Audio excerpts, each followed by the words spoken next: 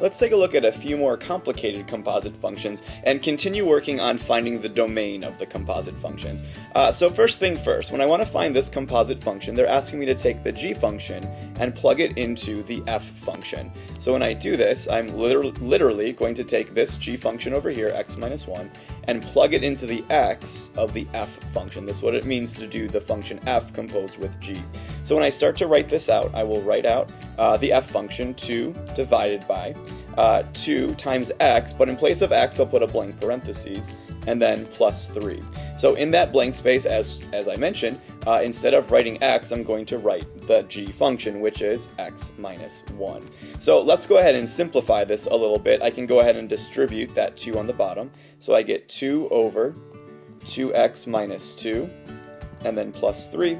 And then combining like terms on the bottom, I get a final answer of 2 over 2x plus 1. So there is my composite function when I do f composed with g. Well, the second part of this problem then involves stating the domain. And if you watched the last video, you know that there's two things we need to check for. One, we need to check for the domain of this second function, so the g function. Okay? So if I look at the g function, I see that, well, x minus 1, there's really no domain restriction on that. X can be anything I want it to be. So x is all reals. From negative infinity to positive infinity, I can subtract 1 from any number. I also, though, need to check the domain of my final answer, my composite function.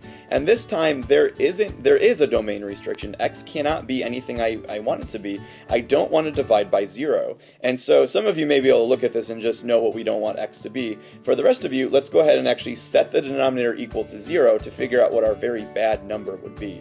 If I subtract 1 from both sides then, and divide by 2, I find out that x being equal to negative 1/2, would get me a denominator of 0, and I don't want that. So my domain is actually x cannot be equal to negative 1/2.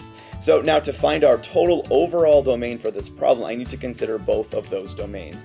This domain and this domain up here. So putting those pieces together, well, the first one was all reals, there's no problem there. But my second domain, I said x could not be negative 1/2.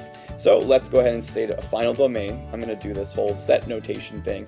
So x such that x cannot equal negative 1/2. Okay, we'll take a look at one more example. Some of you may be wondering, well, why do we even care about this first one? Let's take a look at one more example to see where that can come into play.